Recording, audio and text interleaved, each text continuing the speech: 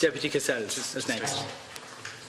Thanks, Chairman. Well, gentlemen, I have to say that listening to the evidence here this morning and what has been spoken to my colleagues, what's most striking, in particular from just this last exchange, is the divergence of views, especially that last exchange between Mr O'Ryan and Mr Culhane. The divergence of views, and sometimes in the earlier exchanges bordering on hostility towards each other, the need for people to request FOIs to get information, and this, Chairman, all from people who are supposed to be on the same side. And that side, Chairman, isn't the side of the people. In order to give proper evidence and to ensure ultimately that the correct expenditure of public money so that people can feel satisfied that their hard-earned money is spent appropriately and accounted for. Can you imagine if we're surprised here as committee members, the people looking in at that just last exchange? I'm sure they're aghast as what's transpiring here this morning. And this is from the civilian side in terms of the force, not even the officer side. And as Mr Barrett, you said, you spent a lifetime ensuring the proper expenditure of money in multinationals, and that it wouldn't happen there. But again, it's unreal that it happens in the public sector again and again, and in terms of the illuminating of those issues. And what's going to the heart of this, Chairman, is the misappropriation of funds in the very force that is responsible for justice in our own state, and a culture that Mr Culhane said at 10 o'clock here this morning, a culture that existed going back to the 1960s. Well, I think it's fair to say, Mr Chairman, that the swinging 60s seem to have been kept going right up until the present day. And if Austin Powers had turned up in his time machine in Templemore, I think, he wouldn't have known that he was in a different decade, given the testimony that we've been listening to. But if we keep to the report, Chairman, that you've asked us to frame our remarks around on the recommendations, in particular recommendation number 4, and just touch on that for a moment, where I said Garda staff assigned to administrative roles in the college had no training in experience or administration, no knowledge of public financial procedures, the Blue Book, as Mr Howard said, the roadmap, and associated governance codes for public procurement, risk management, and going on to deeper and government accounting units. Mr Kelly, being fair, do you believe this is a simple case of the people that were in situ not being skilled, not having the competency, rather than a willful misappropriation of funds, maybe even corruption? And did they in fact believe that the surplus money was their money, as you have pointed out in your opening remarks as well from Deputy Rice? From Deputy Commissioner Rice at the time in page 1 of your opening remarks? Or is it a result of the arrangements that were in place, and you touch on that, and the effect of these arrangements going back to the 1980s in terms of the capitation grants, and how at a time when things were going well, surpluses were being accumulated, and as you said, every time a scheme was dreamed up, there was different bank accounts, and things were kept on an individual basis rather than a cumulative effect. So my overall question is it fair? Do you believe it's fair to paint it all with one brush, that there was willful misappropriation, or was it a case that there was just incompetency? I'd like to hear your views on that. I think, on balance, it was more incompetence than willful neglect or willful whatever. Okay, but well, that's an important point. As Mr Barrett has said earlier, ignorance of the law is not an excuse, and a lot of this stuff is set down in law, and very old law. Like the basic legislation in this regard is 1866. Like, it's not as if there's some sort of new governance code that has just come in the last few years. This is going back a long time, and people should know about it.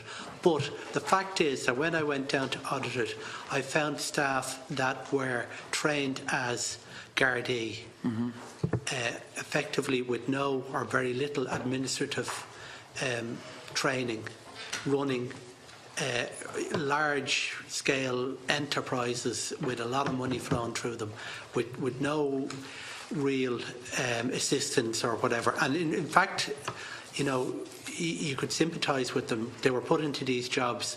They hadn't much training for it. They muddled through as best they could, but that wasn't adequate. Okay. Yeah. Okay, so I mean, that's a fair point then, in terms of you're saying they had no real assistance and you would sympathise with them. And why I asked that question in terms of was it willful misappropriation or incompetency, I go back to Mr. Culhan's letter to you in February of this year, and that point number 1 on page 2, where he says that on several occasions you are reported to have stated in relation to college personnel that people will be led away in handcuffs. Can I ask, who are those people, if it is a case that it was not a case of corruption or willful misappropriation but incompetency? Okay. As I said earlier, those comments are not mine. They are Mr. Culhan's about me. They're hearsay. I may have used them, some of those words, but they're completely taken out of context. So what context were they used in? Well, for example... Because you're not denying that you didn't say that. No, I'm not denying that I may have said some of those words, right? But what I'm saying is... The words in particular, led away in handcuffs. They're completely taken out of context, right? And I know, but this is very important, because you just have to say that you had sympathy with the people in the college, okay? And the multitudes of money that they were being expected to handle with no appropriate training whatsoever. You've admitted now that you said people would be led away in handcuffs, but you're saying we're taken out of context. It's an important point because it's been picked up in the press, and I want to explore that. I said this earlier. I spent a lot of time last summer down the college from I'm going to touch on that. To mid-August or whatever. I spoke to a lot of people. I had a lot of conversations with people.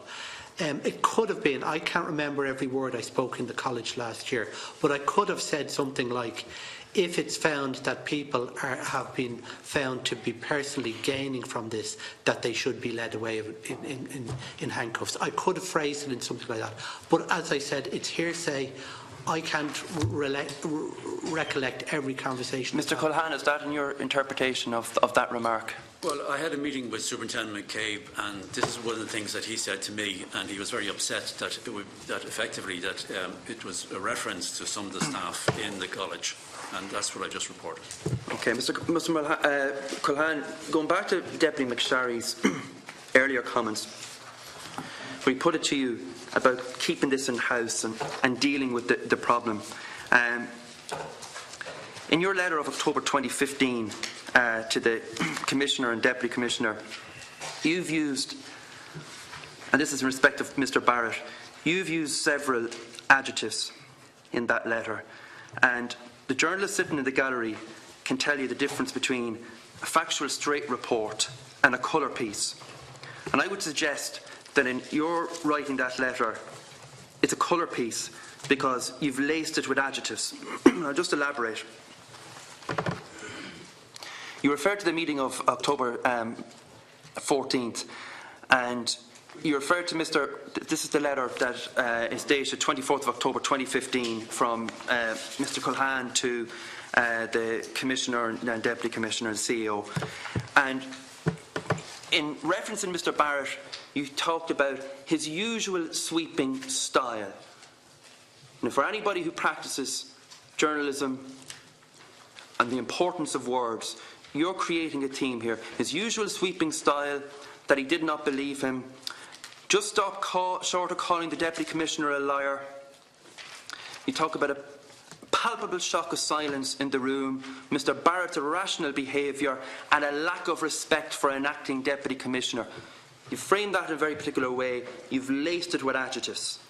Was there a silence in the room because these guys were making things uncomfortable and getting to the heart of the job that they were supposed to be doing? No, in terms of... So why would you lace a letter like that to the Commissioner, given your factual role, why would you lace it with adjectives that is very personal against individuals and the terms, you're supposed to be on the same side in terms of the role that they were doing? That's laced with adjectives. You talk about their lack of respect for an acting Deputy Commissioner. It was like you're defending the force rather than defending the integrity of the job that was supposed to be done. No, in terms of, obviously, I mean, there's a certain style in writing, so I mean people use words as not in accounting sense. Not in accounting. That's the point I'm trying to make. These guys in the gallery will explain that to you. They have to write factual reports about what happens here today. if the redditor tells them. If they tell them to write a colour piece, they'll use adjectives. Your job is in terms of finance. You've laced this with adjectives against a gentleman sitting there beside you. And I just want to get to the heart of why you would do that. Was it character assassination? No, I don't believe it was character It looks like one to me. It looks like one to me where you talk about his usual sweeping style, because what that elicits is that you have a prejudice against this man from the get-go, his usual sweeping style. Stop short of calling him a liar. A palpable shock of silence in the room. Why was there a palpable shock of silence in the room? Well, my recollection of that meeting was that there was anger being expressed by Mr. Barrett in relation to not receiving the full copy of the inspector's report. He's told he's had the FOI stuff. We just got a chapter each. He got a chapter, I got a chapter, and Mr. Barrett was saying that as part of the executive or part of the senior management team, he should have received the full copy. And then there was an exchange of views about that. The acting deputy commissioner at the time explained that on the instructions of the inspectorate, only relevant chapters were to be handed out. What's disturbing here to me, Mr. Culhane, is that there's a team developing here, both the last day and the stuff in the papers in the interim period, and here again this morning, that this is all going to be explained away under the catch-all phrase of culture. Like that is some kind of abstract. And by putting a title on it and categorising on it that nobody individually gets named, and like so many other things here, nobody's going to be accountable. And do you believe in accountability? I do, yes. Mr. Kelly, without rehashing the report, you make a point of referring to this culture at the root of the problem in your conclusions, and you said earlier that an extensive part of your audit, and you're just after saying again, was you spent 3 months down at the college talking to people, not just on just looking at balance sheets, but getting the background behind the figures. And you said in your remarks in your opening remarks that the culture may still exist. So, given your strong beliefs, given your statement that it still exists, and the background checks and the people you've been talking to, can you tell me who are the people responsible for fueling this culture? Because that has to come from a central point in terms of fueling a culture. I don't want to hear about culture being an abstract. That's not the job of this committee, okay? And if we end up at the end of all of these hearings and it's just tidied into a nice, neat, tidy package, so Jesus lads, it was just a culture. It went back to the 60s, it went back to the 80s. We're not going to have achieved anything. You've got to do yourself a disservice if it gets put under that title. So who is fueling that culture? Who is keeping the information suppressed? Who is making sure that the likes of Mr. Barrett was having to put in FOIs? And I'm not interested. You see, there's a fear here that, by attacking the force, we're attacking every junior Garda. We're not. We're trying to find out who's fueling that culture, because your report speaks for itself. But what I believe people want to hear from this committee is the chain of command of how the off-balance sheet activity and enterprise, as Mr. Barrett called it, developed and existed. And I would appreciate if you could actually start to actually categorise the chain of command for us in that culture and to make it real for us and tangible for us here today. I think my words were this culture may still exist in Garda. Well, that's a very. If it may still exist, you need to elaborate on that. Well, as I say, I'm currently auditing there's 2 audits currently going on at the moment. I'm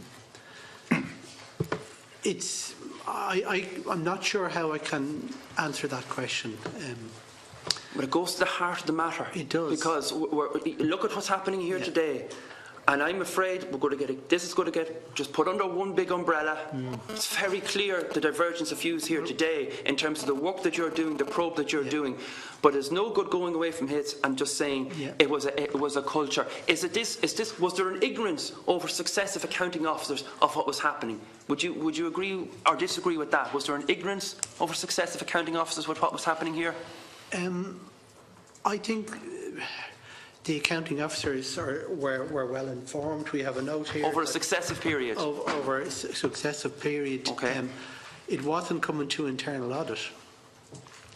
Now, the culture that I am alluding to is one that tries to, I say in my opening remarks, tries to pretend there isn't a problem and then try and fix it in-house, right? And in the documents that are being provided today, there is sufficient evidence for this committee to be able to draw conclusions in terms of names and people. And no, but I need you to help us in that respect, and because you see, there's a problem in terms of that, what you're after saying there, in terms of people trying to maybe ignore a problem, but then having you identify the problem, a willful participation in trying to thwart your work or Mr. Barrett's work. Now that's where we're into dangerous realms. Yes. Okay? Yes. That's a whole different ball game. There's anything you can talk about. That's why I asked you about, was this willful misappropriation or just incompetency? But then having discovered that, if there's a process then engaged in to saying, God lads, we need to make sure Kelly and Barrett don't actually get to the root of what's happening here, and there's a willful participation to nullify you. Is that a culture? Who are the people trying to willfully thwart your work? Well, as has come out in discussions this morning, the McGee report wasn't furnished to me. Is the gentleman sitting beside you trying to thwart your work? Well, the gentleman... I'm going to ask you not to comment on. Okay. That's personal. But should it goes to the heart of the very hold matter, on. Chairman? Yeah, okay. Look, we just have to It's be careful. very clear there's a divergence of views here this morning. We're after having the head of legal disagreeing with what was points were made. All I'm just saying is I'm in the chair. All I'm saying is we as committee members will listen, but we won't draw a conclusion. None of this. That's all I'm saying. Sorry, Karen. Chairman, it's unfair to interrupt me. Deputy Cassells, continue. But I just want to make none of this is personal, and I resent that being said. None of this is personal. It's in respect of the office that Mr. Culhan holds that questions are being put. Of course, you have to put questions to individuals. It doesn't make it personal. None of it is personal. It is directed to the person beside the office holder. Chairman, again, continue. Okay, the point was very simple, Chairman. The point is, it's being packaged as a historical legacy issue, and an audit will happen, and that's fine. The point I'm making is that is being extrapolated here that Mr. Kelly and Mr. Barrett, having uncovered various issues, were then being thwarted in their work, having gotten a path that was uncomfortable for people. And the point I'm asking was, who was thwarting you? Was the gentleman beside you, Mr. Culhan, trying to thwart you, and who others? Because it's obviously that there are. And I would like you to hear that, because otherwise it gets put under an umbrella and we're not able to do a report on that. I think there is sufficient evidence before this committee to say that the Office of the Director of Finance, the Office of, or in the past, the Office of Deputy Commissioner, Strategy and Change Management, did not forward information, amongst other, the college itself did not forward information to internal audit. So I understand what you're saying, because you won't use the words thwart, you won't use the words adjective. So what you're saying to me is, by virtue of the fact that information wasn't forwarded to you, it's hindering or not allowing you to do your job. Yes. How far does that, if you're saying to me that the Executive Director of Finance and the Deputy Commissioner are not providing you with the information required to do your work in terms of the chain of command, that's what I'm trying to get to here. How high does this go? Who is trying to stop you from doing your job, uncovering what was obviously a misappropriation of funds, and where does this stop? At the moment, as we speak today, nobody is preventing me from no, we're not on about 1:10 here today. We're on about this point up until this point. This man, Mr. Barrett, beside you, the frustration in him here this morning is quite evident in trying to actually expose what has been happening. I am asking you, and I'll put the question to Mr. Barrett as well, have you up until this point at 1:10 today been thwarted in trying to expose what you have uncovered and actually bringing a resolution to this? Yes. Up to when I started this audit in April 2016. Is that a willful attempt to make sure that the public do not know the level of potential wrongdoing within the financial setup Was that a willful attempt to make sure that the force was, and this magical culture was protected at all costs? As I said the last day here... Because you refer... Why I keep probing in this is you're putting this in your conclusion. You're saying this is the ultimate point here, the culture. You can't just put that in your report, bookend it and think that's it. Who's doing it? Who's trying to stop you? And is there a larger thing here within Garda Síochána to make sure this doesn't come to light? I completely agree with the points you're teasing out. And I've said up to April 2016, there was attempts for information not to come to me. I believe now that has changed. I believe now that I am being let and provided with all the information that I require. But yes, I agree with what you're saying, and I think there's sufficient evidence for the committee to make up their own minds in relation to the points you're making. Well, I think it's very enlightening that you named not only Mr. Culhane as someone who's trying to thwart you, but the Deputy Commissioner as well, and where that leaves us in terms of the actual line of questioning then for the return visit of the Commissioner as well, in terms of what people knew. What I would say is, the current Deputy Commissioner, I have absolutely no problem with. I have absolute confidence in. The current Commissioner, likewise. Doors are being flung open. Information is being provided. There are no hindrances to me at the moment, but in the past there was. Well, what would be helpful, Mr. Kelly, is that as your work progresses, that you will provide this committee with maybe, and Mr. Barrett, an extensive report of not only where things have, obviously you're examining what's gone wrong, but also an appendix of who has tried to thwart you in preventing that information coming to light also. Yeah. Well, I think there's sufficient evidence provided to this committee to make those links. Chairman, could I just start?